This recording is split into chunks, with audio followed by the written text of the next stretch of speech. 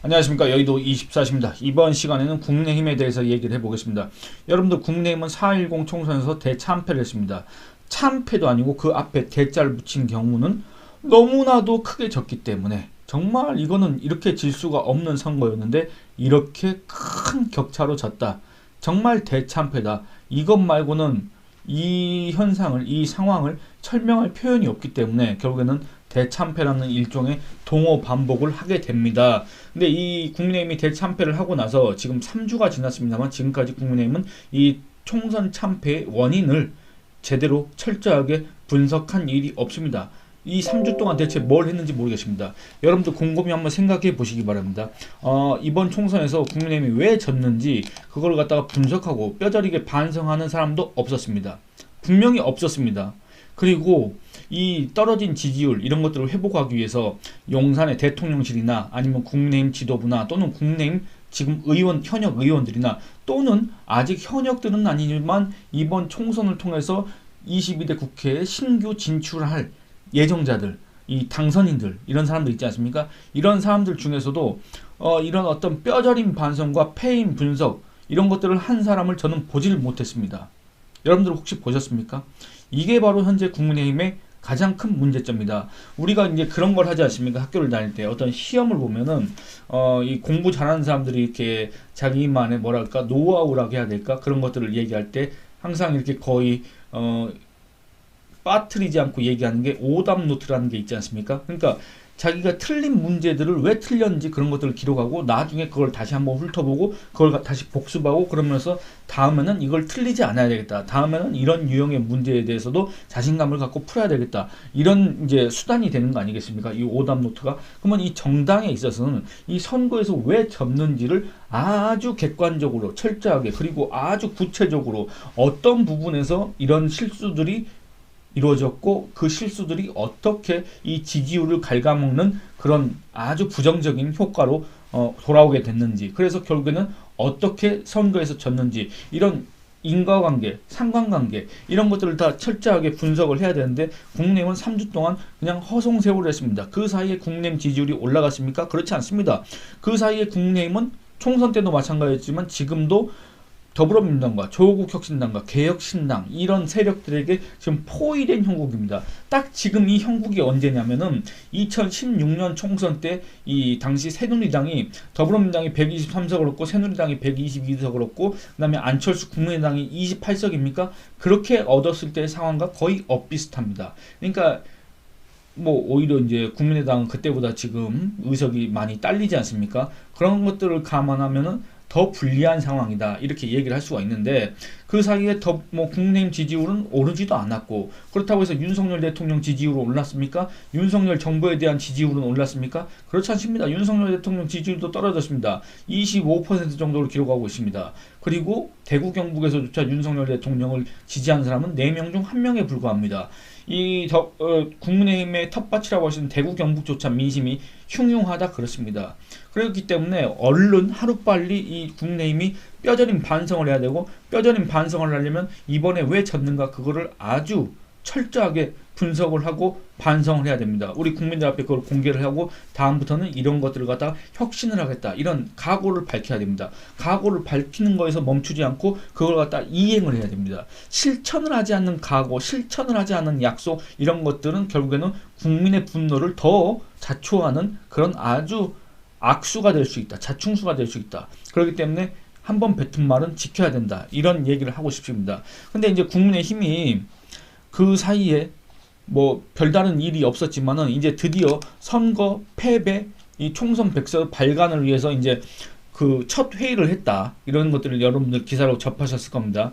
이 발간 책임자가 누구냐고 한다면 2020년 총선 때 뭡니까? 이름도 이제 생각이 안 납니다. 더불어시민당의 시대전환이라는 정당 소속으로 참여를 해서 비례대표 의석을 받은 조정훈이라는 사람이 있습니다. 이 사람이 작년에 국민의힘으로 들어왔고 지금은 국민의힘 마포 갑 마포 갑 후보로 이번 총선에 나가서 당선된 사람입니다. 아주 근소한 표차로 당선됐는데 뭐 한 가지 말씀드린다고 한다면 여러분들은 이제 조정훈 의원이라는 사람에 대해서 또 어떻게 생각하시는지 모르겠습니다. 그리고 국내임 지지하시는 분들 중에서는 이 조정훈 의원에 대한 의견이 조금 갈리는 걸로 알고 있습니다. 아까 앞서 말씀드린 것처럼 더불어 시민당 요 소속이었다. 이런 것 때문에 좀 안 좋게 보시는 분도 있고, 그 다음에 작년부터 뭐 이 한동훈 위원장과의 무슨 두 사람 사이에 그런 친분이 없는 것 같은데 마치 뭔가 잘 통하는 것처럼 그렇게 코스프레를 했다고 해야 될까? 연기를 해야 됐다고 할까? 아니면 급친한 척을 했다고 해야 될까? 그런 식으로 하면서 이 국민의힘 지지층으로부터 주목을 받았던 이 사람이 조정훈 의원인데, 이 사람이 또 약간 오락가락한다 이런 지금 비판을 받고 있지 않습니까? 그리고 저는 개인적으로 이 사람이 2021년 서울시장 보궐선거 때인가 그걸 앞두고 이 박영선과 단일화를 하네 안 하네 했는데 절대 그런 어떤 정략적인 거는 안 한다라고, 겨우 초선이고 국회의원 된 지 겨우 1년밖에 안 된 사람이 그런 소리를 했다 그 말입니다. 근데 어떻게 됐습니까? 박영선과 단일화 했습니다. 그러니까 그런 약속을 이렇게 쉽게 저버리는 사람이 국민의힘으로 넘어왔다고 해서 이렇게 환영해 줄 수 있느냐? 저는 여기에 대해서 의문이 있는데, 어쨌든 그에 대한 평가는 나중에 또 한번 하기로 하고, 이 발간 책임자가 바로 조정문 의원입니다. 이 사람이 뭐라고 밝혔냐면 거침없이 패배 원인을 진단하겠다. 누군가 아플 수도 있는 말을 진짜 문제라고 한다면 백서에 담겠다. 이렇게 얘기를 했습니다. 여러분들 정말 저는 그렇게 해야 된다고 생각합니다. 왜냐하면 아까 말씀드린 것처럼 국내임이 이 패인이라는 거는 솔직히 말씀드리면 국내임 이번 총선에서 왜 졌냐고 한다면 누구나 다 그 이유를 알고 있을 겁니다. 국내임을 지지하든 국내임을 지지하지 않든 국내임이 왜 졌는가는 다 알고 있습니다. 다만 그 사람이 또는 그쪽에서 왜 그런 행동을 했을까? 왜 자기 무덤을 파는 그런 행동을 했을까? 이게 궁금할 뿐, 그 문제의 원인이 궁금할 뿐, 그 문제의 행동은 누구나 다 알고 있습니다. 그렇지 않습니까? 제가 직접적으로 그 거명은 하지 않겠습니다. 여러분들이 잘 아실 겁니다. 참고로 제가 항상 인용하는 여론조사지만 언제 했는지 이제 총선 직후에 뉴스토마토가 미디어 토마토에 의뢰해서 전국 성인 남녀 몇 명한테 이제 조사한 결과 이번 총선 국내임 대참패의 원인이 누구에게 있다고 생각하느냐 물었더니 윤석열 대통령이라고 답한 사람이 전체 응답자의 68%, 한동훈 전 비상대책위원장이라고 한 사람이 전체 응답자의 10%였다는 점을 참고로 말씀드리겠습니다. 일단은 그렇다고 한다면 이 여론조사 결과를 기준으로 놓고 본다면 국내임 총선 패배 요인을 담은 그 백서에는 누가 등장하는 빈도가 많겠습니까? 누구에 대한 내용이 가장 그 분량이 많겠습니까? 당연하게도 윤석열 대통령에 대한 분량이 많을 수밖에 없습니다. 그리고 지금 현재 이 유권자들 또는 국내임 지지층, 국내임을 지지하지 않지만 어쨌든 지금 이 국내임 상황에 대해서 관심을 갖고 주목하고 있는 유권자들은 이 국민의힘이 과연 윤석열 대통령의 지난 총선 때 보인 그런 언행들에 대해서 객관적으로 쓰고 비판할 용기가 있느냐, 자신이 있느냐, 그걸 지금 주목하고 있습니다. 아마 지금 제 영상을 보시는 분들도 그런 것들을 기대하실 수도 있습니다. 그게 되지 않는다고 한다면 국민의힘은 윤석열 대통령과 계속 이렇게 한 몸으로 묶일 수밖에 없다. 이렇게 얘기하면 또 비판하실 분이 있을 겁니다. 당연하게도 윤석열 정권이지 않느냐, 윤석열 대통령과 집권당인 국민의힘이 당연히 한 몸으로 묶여 있는 거지 뭔 소리 하고 있는 거냐. 그런데 그동안에 너무 한 몸으로 묶여 있어서 사실은 이게 당정으로 이렇게 분리가 된 상태에서 이렇게 협조를 하는 관계여야 되는데 그동안에는 너무 이렇게 한 몸으로 묶여 있어서 서로 어떤 이 견제 비판 감시를 못하고 서로 어떤 독립적인 의견을 갖고 협의를 하지 못하는 그런 상황이었다. 상명하달의 이런 상하 수직적 구조였다. 이런 문제점들이 계속 지적됐고 그런 문제점으로 인해서 이번 총선에서 각종 문제, 논란이 발생했지 않습니까? 그러면 이거를 고쳐야 된다. 이런 의견이 지배적이고 팽배한데 국내임이 결국에서 이번 총선 패배를 담는 그 백서에서조차 이런 거를 행하지 못한다고 한다면 국내임에 대한 미래는 없다고 판단하는 국민들이, 그리고 기존의 국내임 지지층이 다수 이탈할 수밖에 없다. 그렇다고 한다면 국내임은 또 폭망할 수밖에 없다. 선거 참패에 이어서 다시 폭망한다. 그렇다고 한다면 국내임은 어떻게 보면 진짜 말 그대로 괴멸 상태로 빠질 수도 있다. 그렇게 생각을 합니다. 그러니까 다시 말씀드리면 윤석열 대통령이 총선 과정에서 또는 그 전 집권 이후 보였다고 하는 그런 불통, 소통 부재 이런 식으로 오해될 수 있는 그런 언행들. 그리고 뭐 일각에서는 그런 얘기도 합니다. 제 영상에 제 채널에 오셔서 댓글 다시는 분도 한동훈 전 위원장에 대해서 이렇게 비판하시는 분들이 있습니다. 한동훈이 근데 비판을 해도 있지 않습니까? 한동훈은 좌파다. 저는 정말 그런 식의 설득력 없는 그런 비방은 아니 대체 근거라도 하나 하면 이렇습니다. 그 옆에 누가 있기 때문에 그렇다. 그럼 그 옆에 누가 있으면 그 사람이 좌파입니까? 그렇다고 한다면 윤석열 대통령도 좌파입니까? 그럼 문재인 정부 당시에 감사원장이 누구였습니까? 최재형 지금 의원이지 않습니까? 그럼 최재형 의원은 아주 그 사람의 어떤 정치적 능력 그런 걸 떠나서 그 사람의 어떤 이런 가치관 이런 거는 아주 대한민국적인 가치관을 갖고 있는 사람이고 심지어 가족 모임 때 애국가를 사절까지 부르는 집안 아닙니까? 그러면 문재인이 그런 사람을 임명할 정도면 문재인은 우파입니까? 그러면 그거는 아니지 않습니까? 그거는 제 말이 이렇게 비논리적이고 설득력이 없듯이 한동훈이하고 누가 친하기 때문에 한동훈이가 좌파다 이렇게 얘기하는 건 정말 그거는 어처구니가 없는 얘기고 여러분들이 한동훈을 비판하려고 한다면 그에 따른 정확한 근거가 있어야 됩니다. 그거에 의해서 남들이 이렇게 수긍할 만한 설득력 있는 그런 근거를 제시해야 됩니다. 근데 저는 지금까지 그런 걸 한 번도 보지 못했습니다. 어쨌든 그럼에도 한동훈 전 비대위원장도 그리고 총괄선거대책위원장으로 활동을 했고 그리고 이 선거 과정에서 제가 항상 말씀드리지만 이 중앙에서 전체 유권자를 이렇게 아우를 수 있는 어떤 선거 전략이 없었다. 그 점은 분명히 감점 요인이다. 그렇기 때문에 한동훈 위원장이 이런 약점들을 갖다가 보완하고 또 우리 유권자들한테 검증을 받으려고 한다면 1년, 2년 쉰 다음에 다시 정치권에 등장해서 그때 이 위기에 빠진 대한민국 보수 우파 또는 국민의힘을 내가 구원하겠다는 식으로 이렇게 나오지 말고 먼저 나와서 검증을 받아야 된다. 한동훈이라는 사람은 정치적으로 불완전하기 때문에 그리고 정치 경험이 없는 윤석열 대통령이라는 사람이 이미 한 차례 이렇게 집권 2년 만에 국내 심판을 받았다. 이런 결론이 나왔기 때문에 한동훈 같은 경우에도 이런 전철을 밟지 않기 위해서는 미리 검증을 받아야 된다. 미리 정치 경험을 해야 된다. 이런 차원에서 제가 한동훈이 먼저 나와야 된다고 말씀드렸지 않습니까? 어쨌든 그런 것처럼 그 누구든지 간에 이런 장단이 있을 거라 그 말입니다. 윤석열 대통령도 말을 좋게 하면 뭐 불통이 아니라 정말 뭔가 고집이 있다. 이렇게 얘기할 수 있지 않습니까?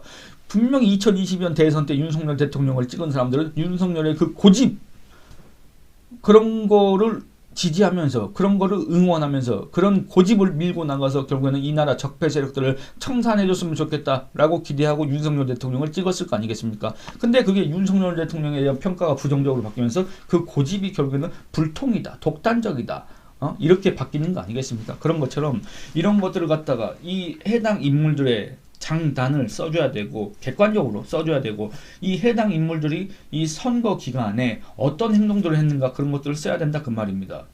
이런 걸 쓰지 못한다고 한다면 이런 걸 종합해서 이 패인을 분석하지 못한다고 한다면 이 작업은 아무런 의미가 없고 이 작업은 오히려 국민의힘을 더 공경에 빠뜨리는 그런 자충수가 될 가능성이 크다. 이런 말씀을 드리겠습니다. 결국에는 이런 우려 때문에 동아일보에서 이 국민의힘 총선 백서 발간위원회 이런 거를 갖다가 구성하고 첫 회의를 하자마자 동아일보에서 이런 사설을 썼습니다. 제목을 읽어보겠습니다. 선거 백서 패배 이유 있는 대로 써야 약된다 라고 썼습니다. 잠깐만 읽어보겠습니다.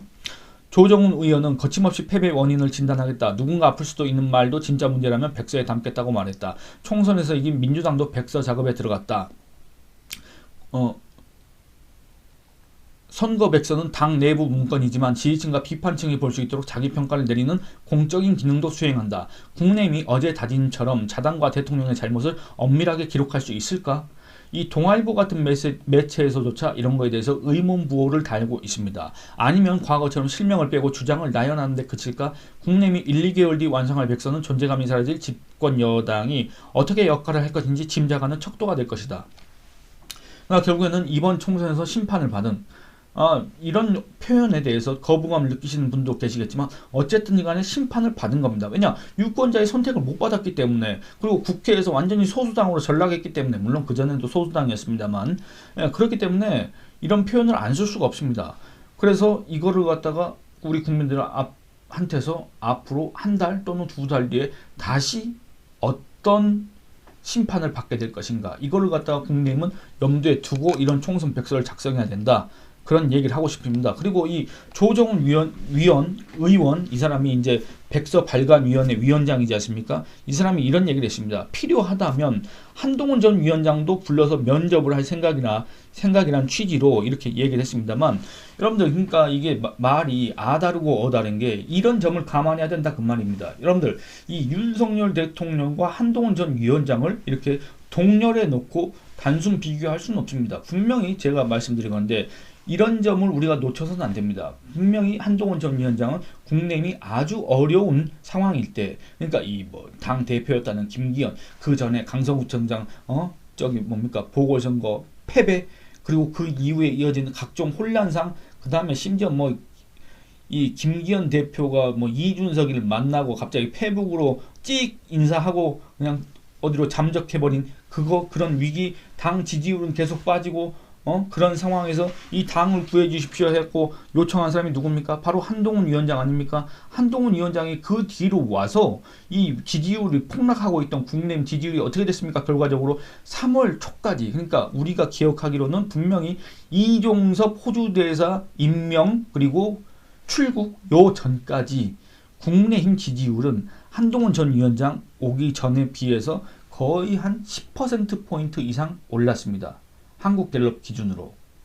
그리고 MBS 조사 기준으로도 아마 그럴 겁니다. 제 기억에. 이런 점들을 알아야 된다 그 말입니다. 그러니까 이 한동훈의 무슨 전략 부재 이런 얘기가 나오긴 하지만, 그런 점들을 한동훈이라는 사람이 정치를 계속하려면 고쳐야 되고 보완해야 되고 강화해야 된다, 이런 조언은 하고 싶지만, 분명히 한동훈이라는 사람은 국내임이 유리할 때 들어와서 국내임에 유리한 선거를 망친 사람, 국내임이 유리한 선거를 패배로 이끈 사람, 그런 사람이 아니다 그 말입니다. 그렇기 때문에 한동훈 책임론이라는 것은 있을 수가 없다. 제가 한동훈을 옹호하고자 하는 사람이 아닙니다. 객관적으로 보고자 하는 사람입니다.